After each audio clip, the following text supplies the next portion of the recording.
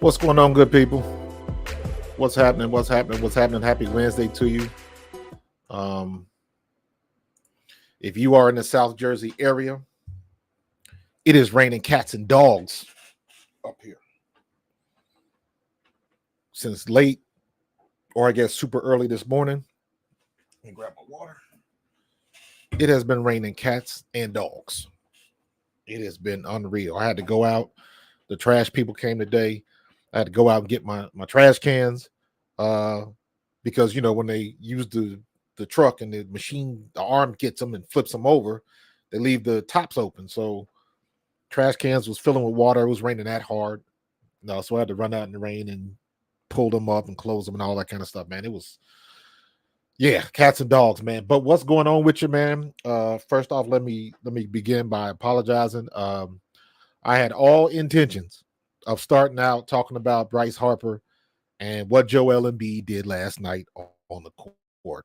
Man, that was a night. My grandson got to go to the game, not knowing that Joel Embiid was going to come back, and he came back and did what he did. And lo and behold, about an hour and a half ago, I'm getting the notifications in the Twitter space.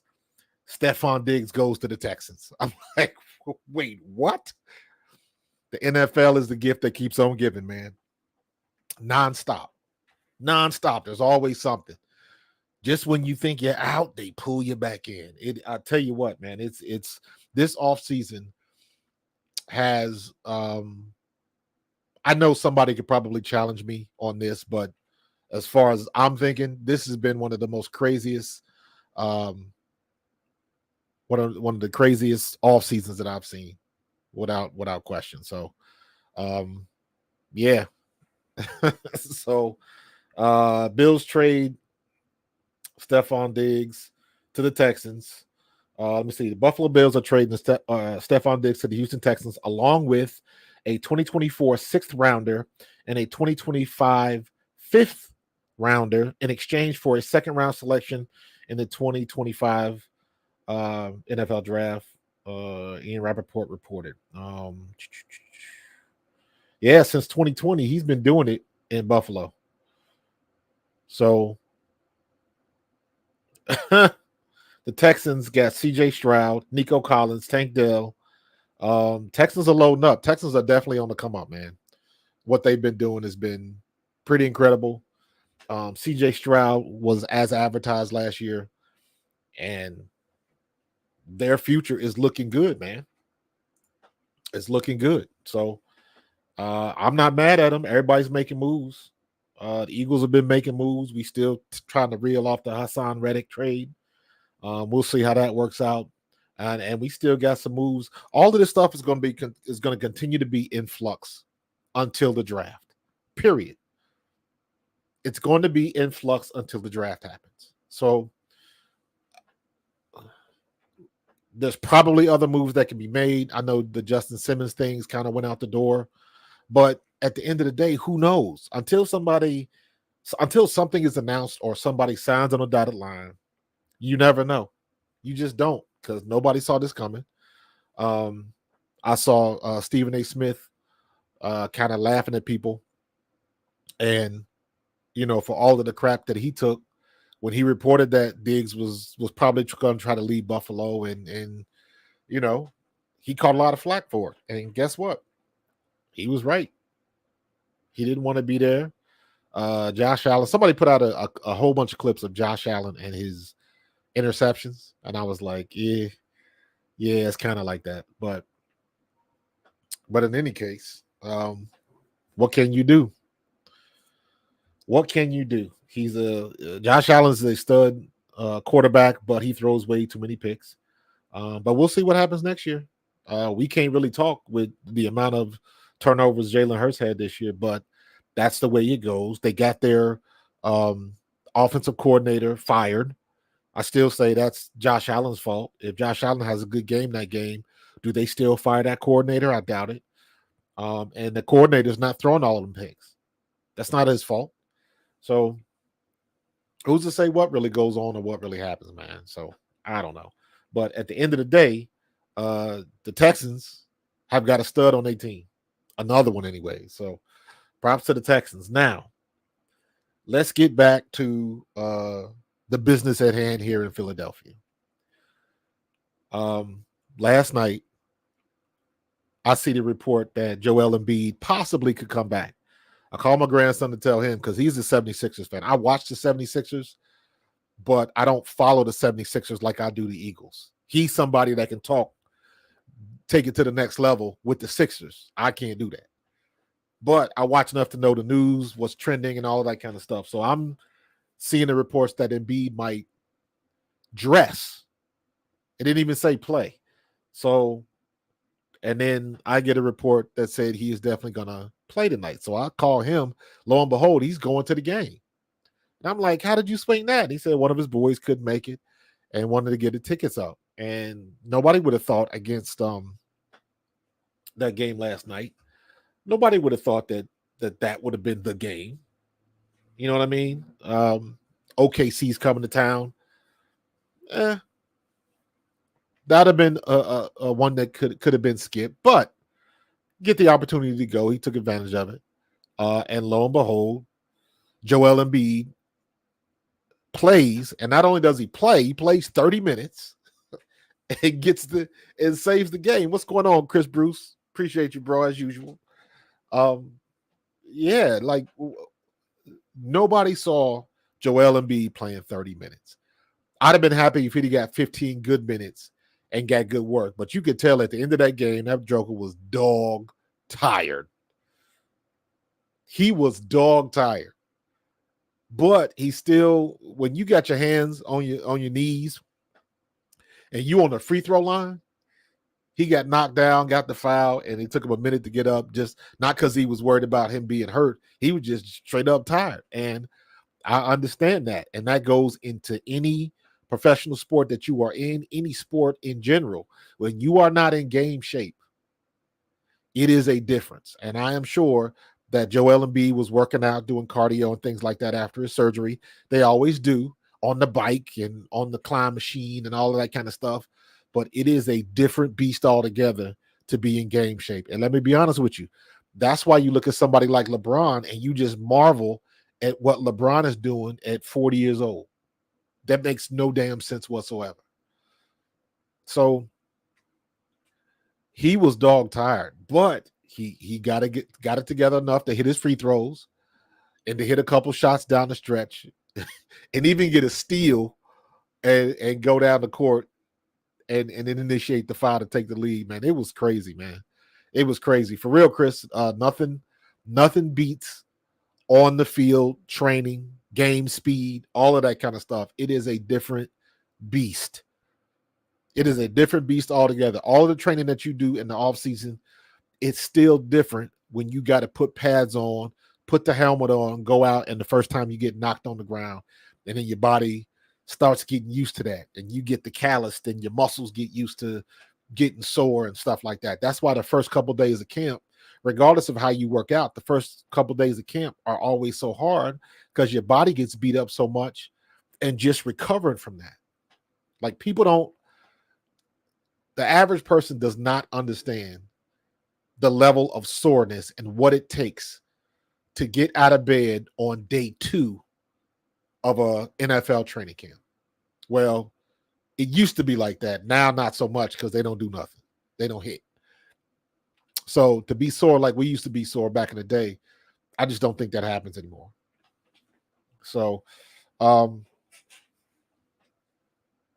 yeah, it's a different animal these days, and different things happen. To get that, just imagine, if you want to get that type of training before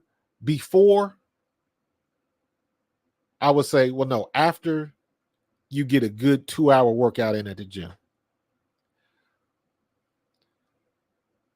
I would say when you get home, just go ahead and fall down the steps. Roll yourself into a ball and roll sideways down your steps.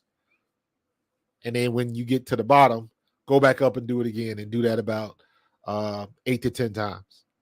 And that's what you feel like after your first day of training camp. And you can tell the people that worked out over the summer, because it all comes down to how quickly they recover, because literally it is an effort to get out of your bed and to walk. It is a literal effort.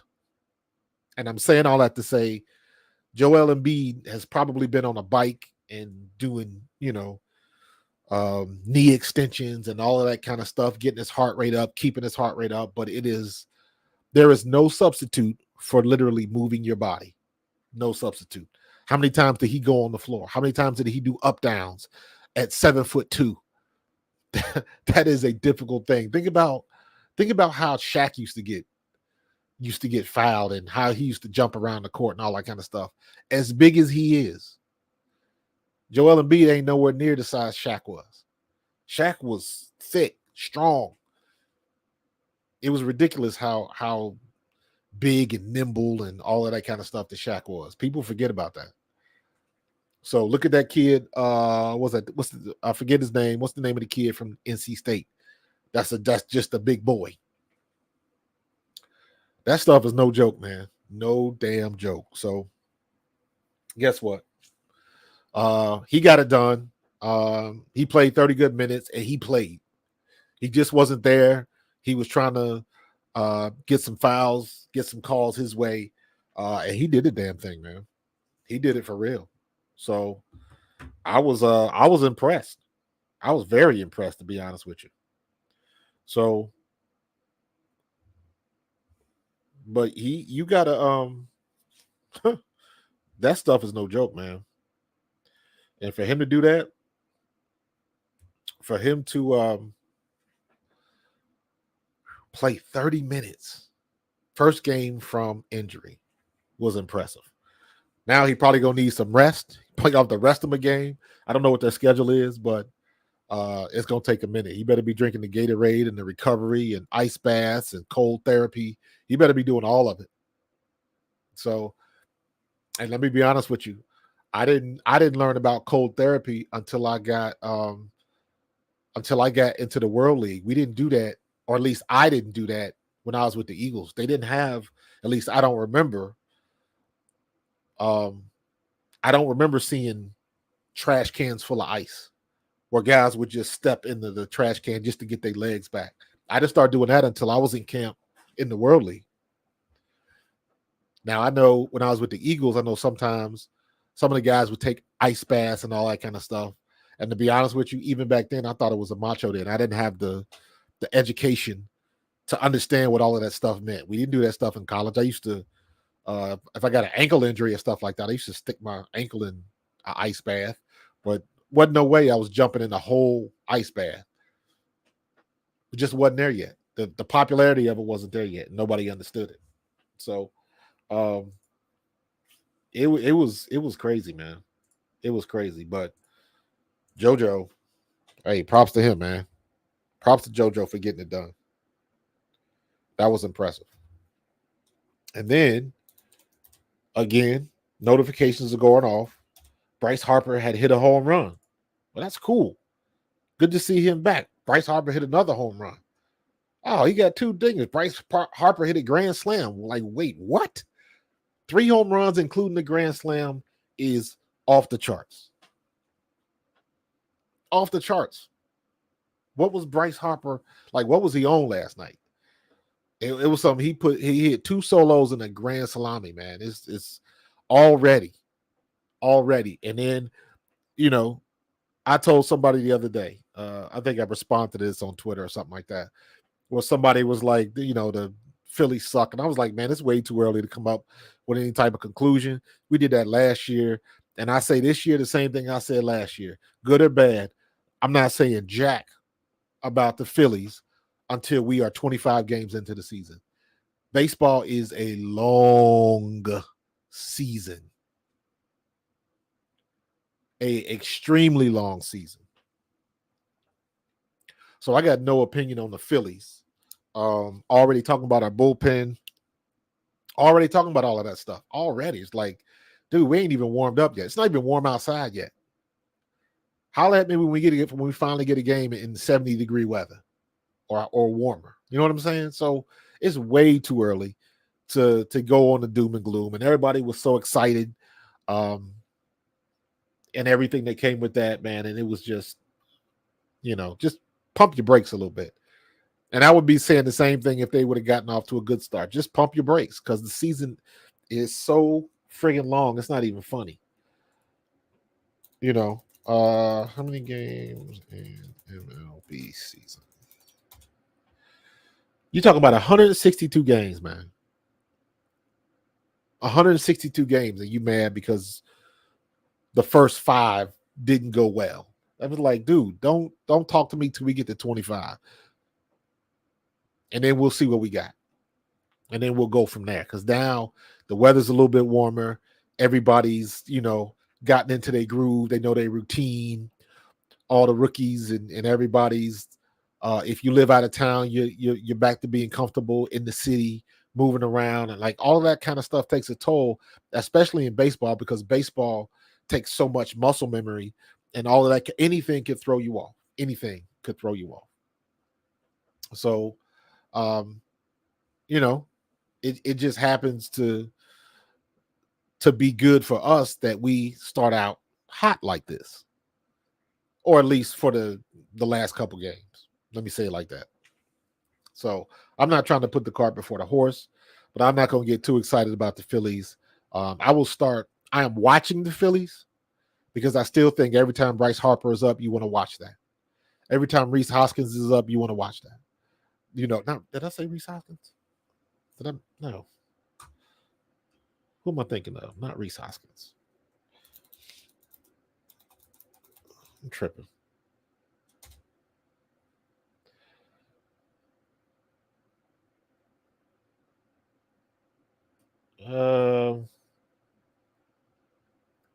Yeah.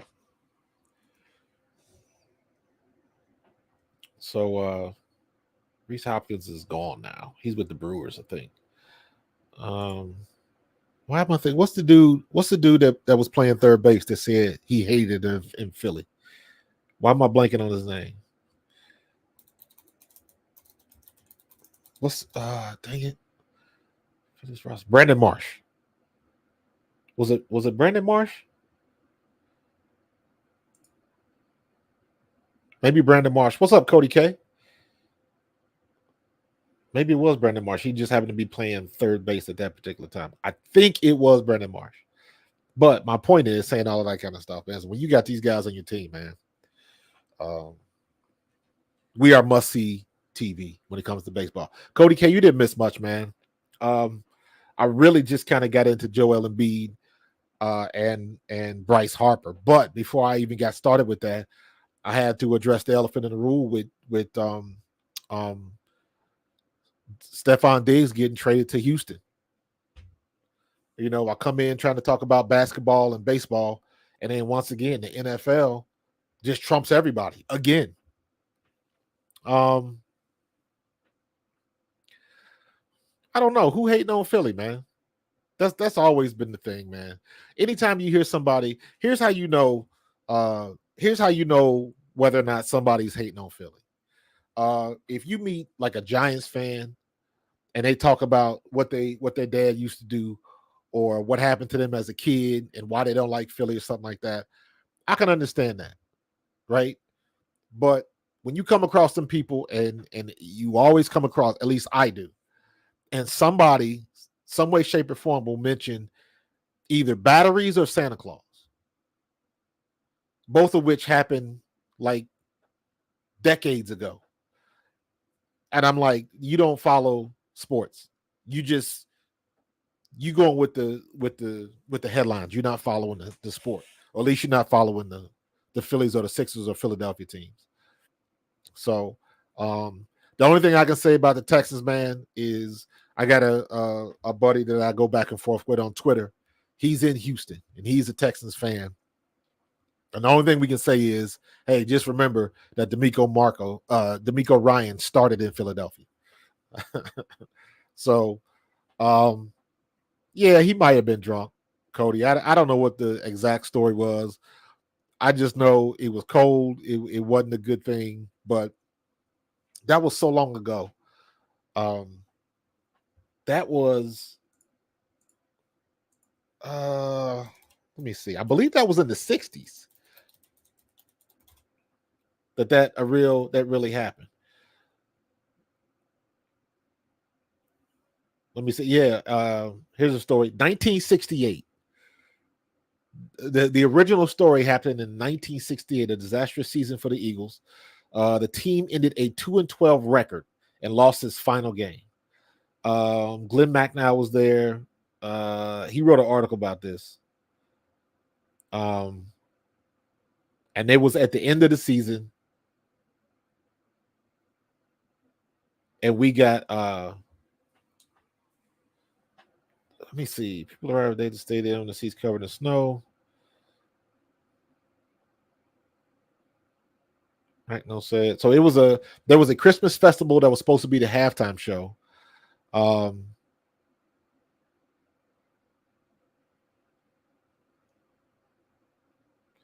The original Santa Claus that was supposed to show up called out because it was ugly weather. And basically the crowd was already pissed off. And one thing led to another. So you could find the story, but it was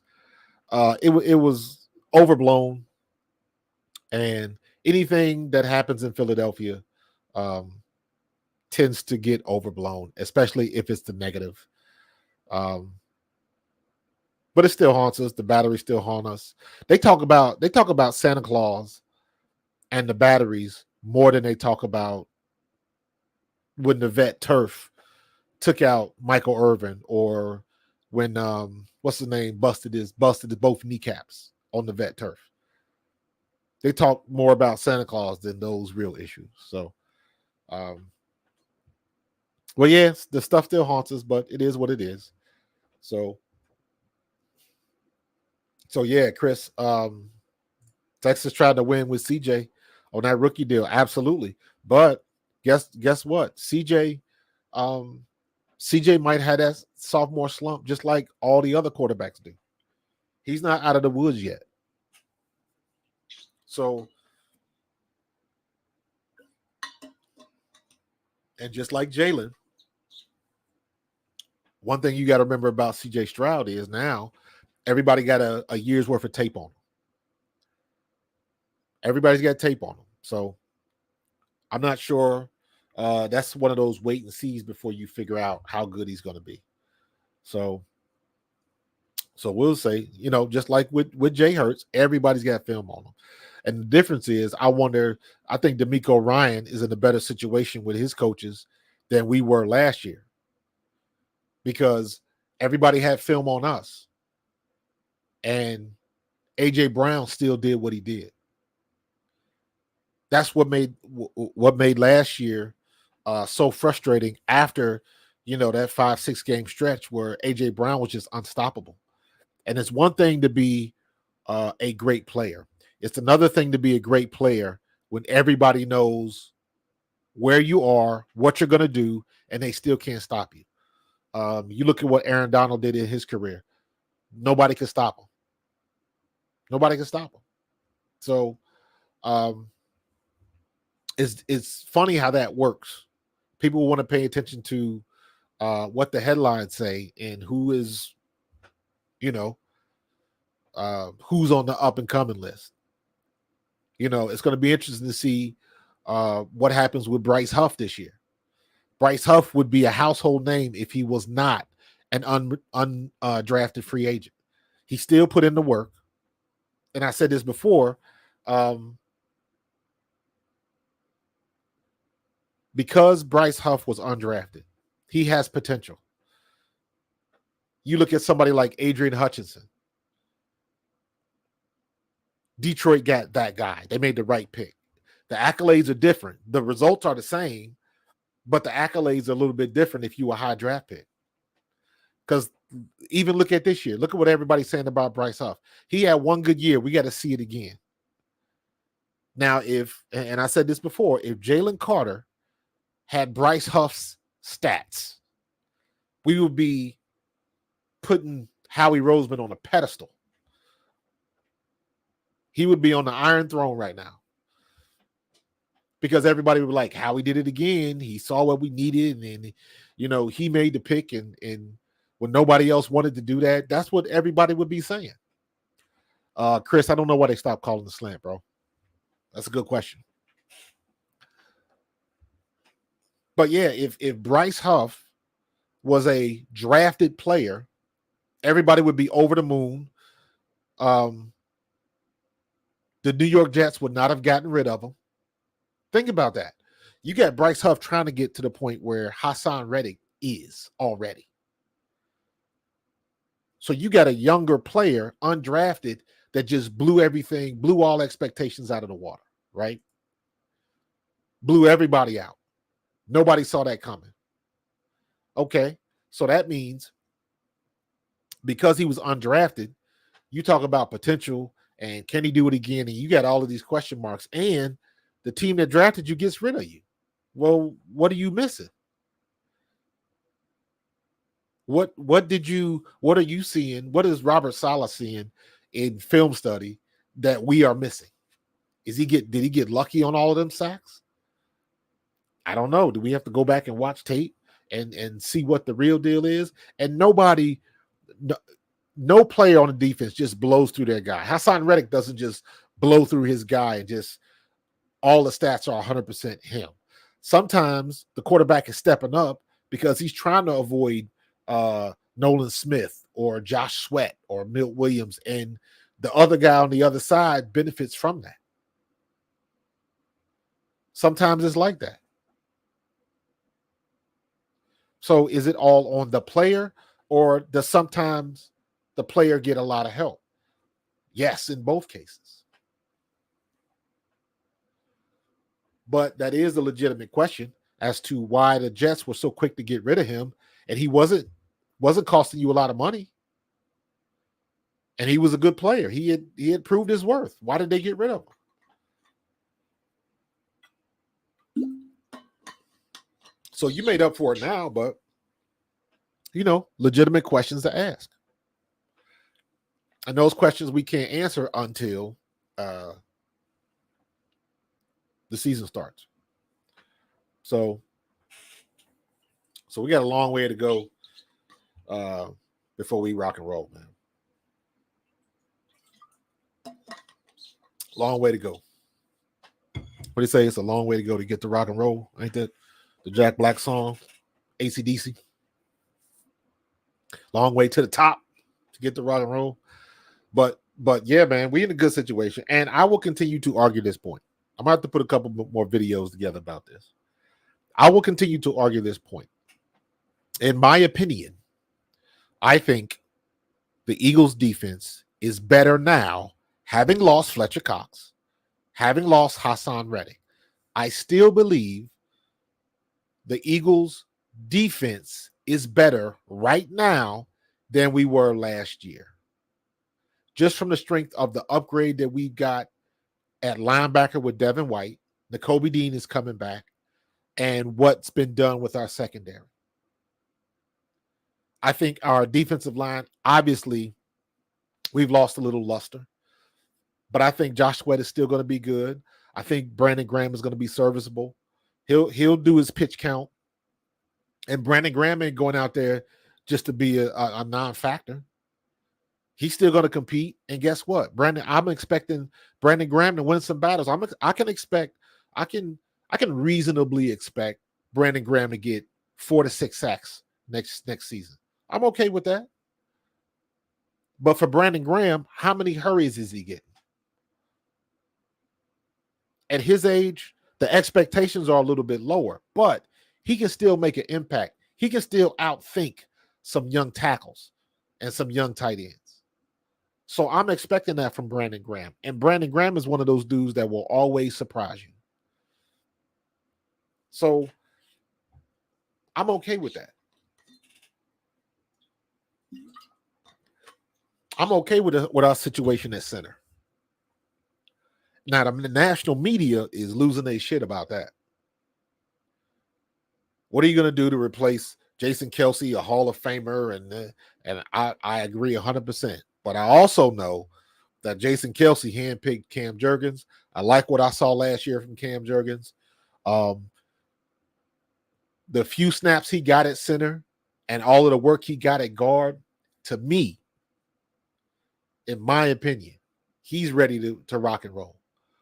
I don't expect him to be a Hall of Famer out the gate. All I do expect is for him to be good. He doesn't have to be great. He just has to be good and get better from there. And he's already got a year under his belt of being underneath the direct wing of Jason Kelce. I'm good with that. You go somewhere and you learn a trade for a year and you see how much better you are 1 year to the next. You can tell I've been working with Photoshop for 20 plus years, and I can take somebody who has no idea of what Photoshop is, hang with me for a year, and let's see what you look like at the end of that year. It's the same stuff, man. And I'm talking about there's not much Jason Kelce can do for Cam Jurgens on the field. It's the locker room practice stuff where players get better, especially if you're, quote unquote, under the wing of an older player. It's the film sessions and things of that nature that really help you out. I saw that video. I don't know who he was talking to, but Jason Kelce was explaining blocking techniques to somebody, and they filmed the whole thing. And I was like, he was getting deep. And I was like, Jeff Stoutland 2.0. Jason Kelce has earned an honorary doctorate from Jeff Stoutland University. So, and it's from that standpoint. You don't think as a rookie, even though I didn't play, but you don't think I didn't learn anything as a running back watching Herschel Walker, watching Randall Cunningham? You think I didn't learn anything from that? You didn't think I didn't learn anything running away from William Thomas, Byron Evans, Seth Joyner, Clyde Simmons? I had a whole year of trying to run away and run through those guys. How can I get around Seth Joyner? How can I get around William Thomas? Because I know Willie T is about as fast as I am. And he's 3 inches taller. What can I do to get better? So you think of stuff like that when you deal with these people every day. Every day. So when you are around greatness like that, and you are around greatness that doesn't mind teaching, that's the thing that Jason Kelce excels at. Number one, he's got the personality that makes people want to listen to him. He's that guy in the locker room.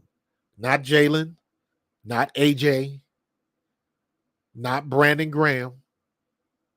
BG maybe, because to me, BJ would be the equivalent of Jason Kelce on the defense. But those are the type of guys that you want. Their personality, it is very, very difficult to dislike Jason Kelce. When you watch the games of this season, right? Watch the games, and here's an observation for you. Watch the players.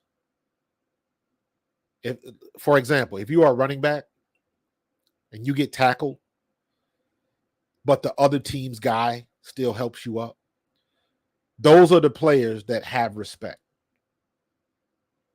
Those are the players that have respect. If you are a wide receiver and you get tackled and you catch a pass and you get tackled, but you help the DB up, that's respect for that defensive back. That's respect for that running back.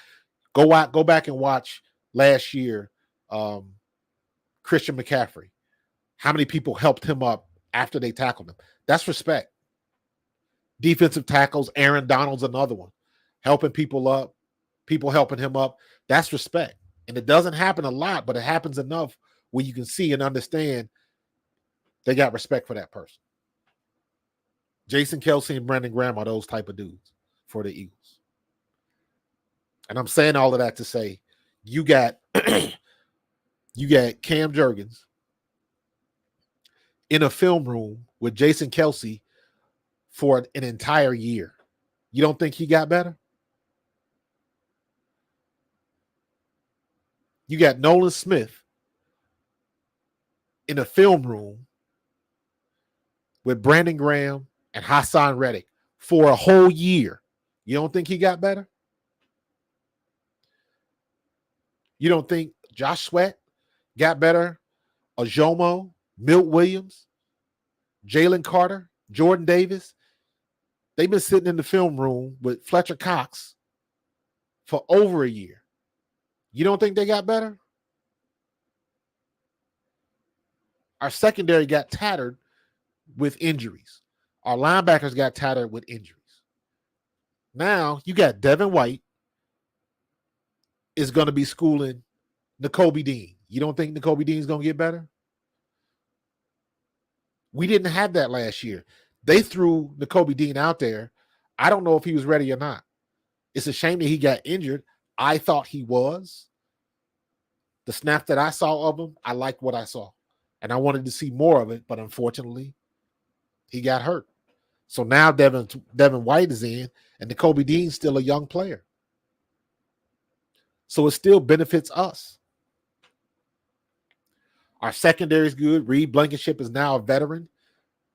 He's not a second-year vet. You're a vet. Your third year, you're vetted. You're in there. Second year as a starter. Sidney Brown. You don't think Sidney Brown's sitting around Slay and Brad, even as bad as Bradbury was, don't mean his head ain't there. Don't mean he ain't thinking about it. So we're in good shape. And on top of that, and I will keep saying this until we get to week 1 in the NFL, just by default, our defense should be much, much better just because of Vic Fangio. I do believe that. Most people, or I won't say most, there's a lot of people that might not necessarily agree with that.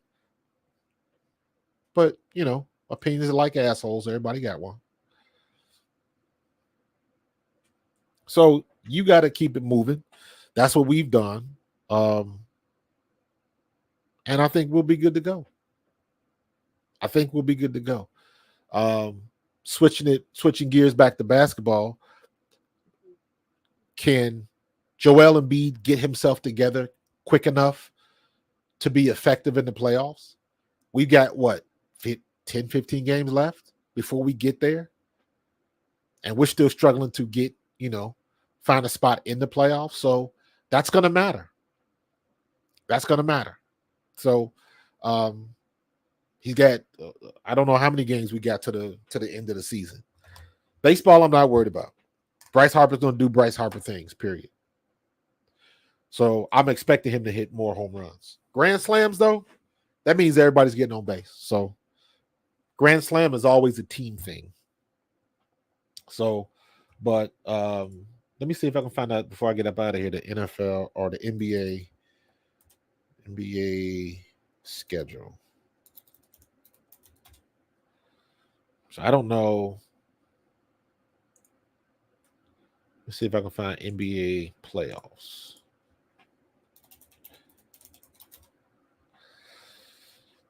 Uh, 2024. Let me see. 2024 nightly standing updates. When does the regular season end? So the regular season ends in 10 days, 11 days, April 14th. Then there's a play-in tournament April 16th to the 19th. So, so as of right now,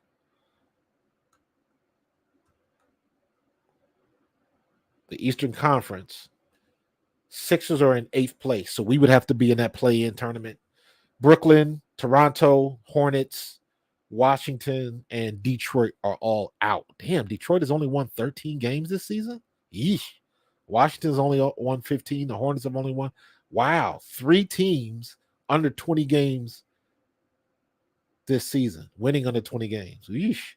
The Western Conference there's only 2 teams with less than 20 wins.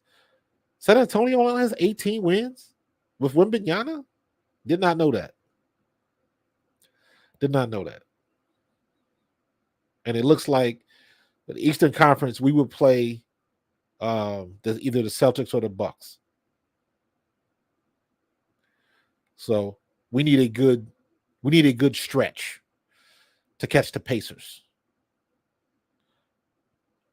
So the Magic, the Knicks, and the Pacers, they are all still catchable.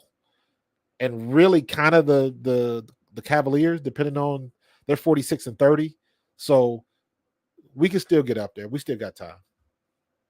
Man. So but all right, I'm gonna get up out of here and get back to the cats and dogs raining outside. But yeah, man.